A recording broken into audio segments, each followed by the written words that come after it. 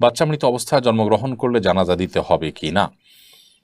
বাচ্চা যদি মৃত অবস্থায় জন্মগ্রহণ করে, মৃত বাচ্চা জন্মগ্রহণ করলে সেই বাচ্চার জানাজা আমরা দেব কিনা, ফোকাহায়ে আহনাফের মতে মায়ের পেট থেকেই যদি মৃত অবস্থায় জন্মগ্রহণ করে তবুও তার তবে সেক্ষেত্রে তার জানাজা নেই।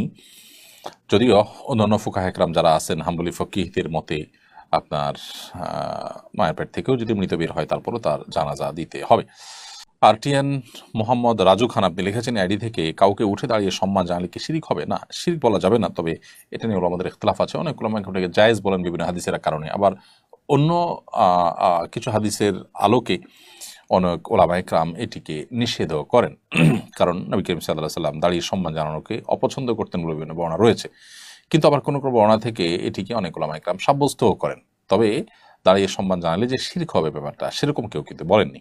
আরিফুল হক লিখেছেন, কিভাবে দুশ্চিন্তা দূর করব? দুশ্চিন্তা দূর করবার জন্য আপনি দোয়া পড়তে পারেন, আল্লাহুম্মা ইন্নী আউযু বিকা মিনাল হাম্মি ওয়াল হাযান ওয়াল আজজি ওয়াল কাসাল ওয়া আউযু বিকা মিন গালাবাতিদ দাইনি ওয়া কাহরির রিজাল। আল্লাহ, আপনার কাছে হাম এবং হাজান অর্থাৎ টেনশন, ডিপ্রেশন, পেরেশানি থেকে আমরা পানাহ চাই, আশ্রয় চাই। আল্লাহর আশ্রয় চাওয়া এটা হলো সবচেয়ে বড় উপায় ডিপ্রেশন দূর করবার জন্য।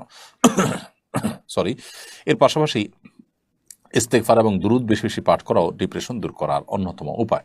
তেহারা ইতি আপনি লিখেছেন, আমি কি হেঁটে হেঁটে বা কাজ করতে করতে দুরূদ পাঠ করতে পারবো? হ্যাঁ, অবশ্যই আপনি হেঁটে হেঁটে এবং কাজ করতে করতে দুরূদ পাঠ করতে পারবেন। দুরূদ পাঠ করার জন্য আপনাকে বসে বসেই পাঠ করতে হবে, কোনো বাধ্যবাধকতা নেই। তবে নবী করিম সাল্লাল্লাহু আলাইহি ওয়াসাল্লাম দুরূদ পাঠ সন্দেহাতীতভাবে যত মনোযোগের সাথে করবেন, যত সুন্দরভাবে করবেন, তত বেশি আপনার এটার সুফল আপনি পাবেন। টিপ নিয়ে কটাক্ষের অজুহাতে এক পুলিশ কর্মকর্তাকে অব্যাহতি দেওয়া হয়েছিল।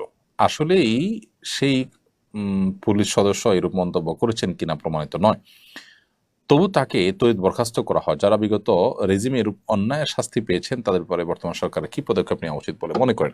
আমরা একটু আগে একটা প্রশ্ন উত্তরে একই ধরনের প্রশ্ন পেয়েছি এবং সেই উত্তর আমরা বলেছি যে অবশ্যই যারা মাজলুম হয়েছেন তাদের অধিকার তাদেরকে ফিরিয়ে দেয়া কর্তব্য। কারণ কোনো সুশাসন প্রতিষ্ঠার আলামত হলো যারা আগে অপশাসনের কারণে জুলুমের শিকার হয়েছেন তাদের অধিকার তাদেরকে ফিরিয়ে দেওয়া।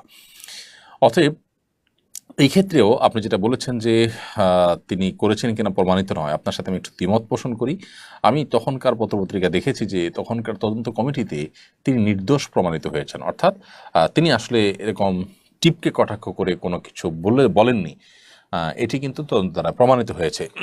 তারপরও যেহেতু আওয়াজ উঠেছে, তৎকালীন শাসকবর্গ দাড়ি বিশিষ্ট সেই পুলিশ সদস্যর প্রতি অবিচার করেছেন। অতএব তাকে চাকরিতে পুনর্বহাল করা উচিত। এটি বর্তমান যারা দায়িত্বশীল আছেন তাদের কর্তব্য বলে আমি মনে করি।